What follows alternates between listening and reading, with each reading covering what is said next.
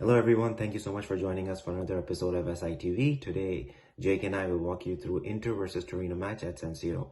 Before we get started, don't forget to subscribe to the channel, like the video, and comment down below. Let us know your thoughts on the match, the starting lineup, etc. We love hearing from you guys.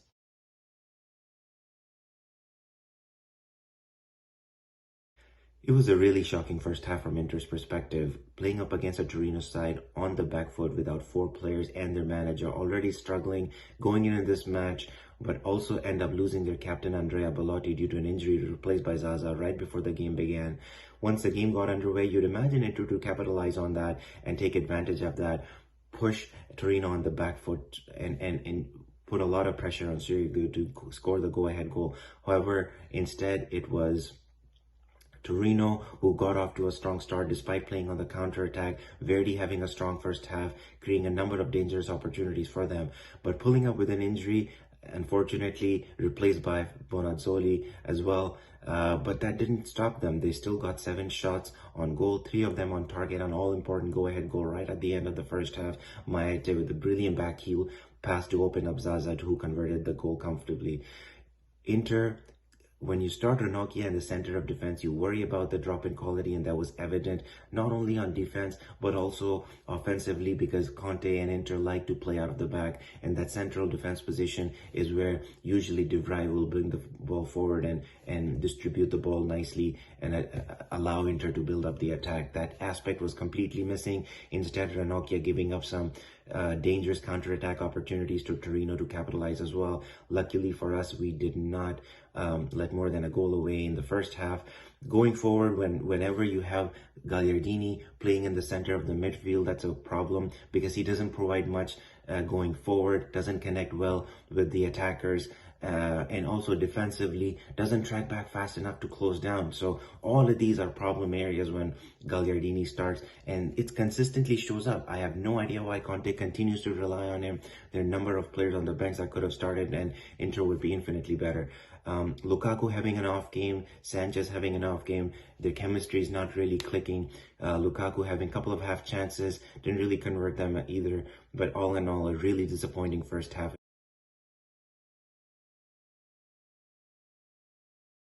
Well, my heart rate's not quite decreased yet, but I'm quite happy just to get away from that and get the 3 points. At half time, things look really bleak.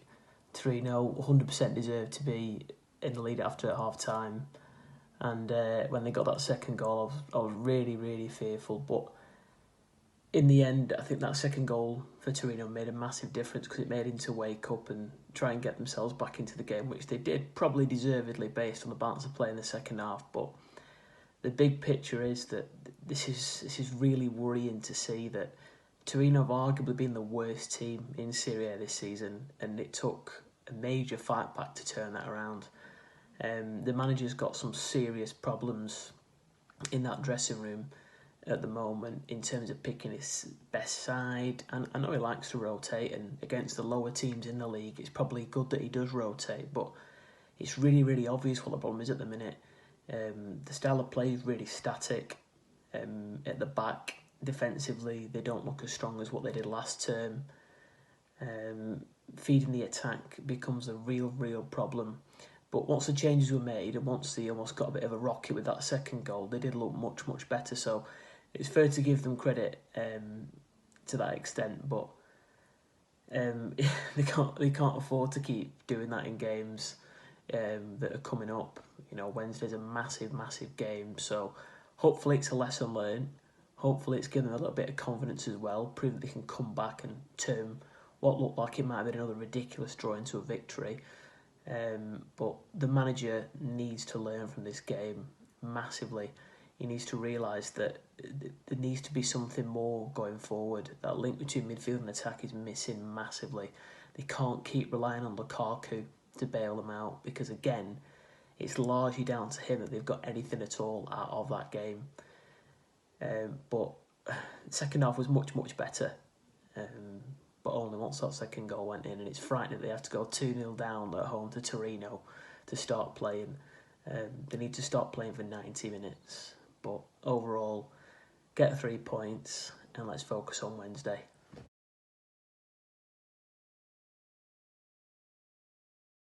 Thank you, Jake, for walking us through the second half. For me, top of the match has to be Romelu Lukaku. A brilliant and fantastic, a complete second half performance from him.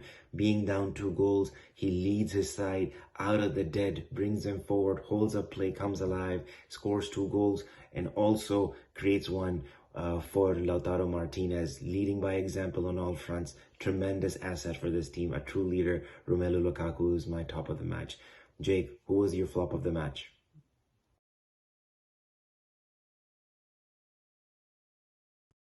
The player who disappointed me the most this afternoon's got to be Roberto Gagliardini.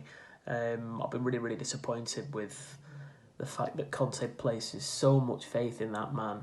It's easy to make scapegoats of players, and I know that Gagliardini is quite a common scapegoat, but I just really don't understand what he brings to the team. I know this year there's a lot of sort of scope for rotating the side with Inter in European competitions as well as trying to fight for the league, but he's got to be a bench player at absolute best. He doesn't offer enough going forward, he doesn't create any chances, he's a bit slow and gives away silly fouls.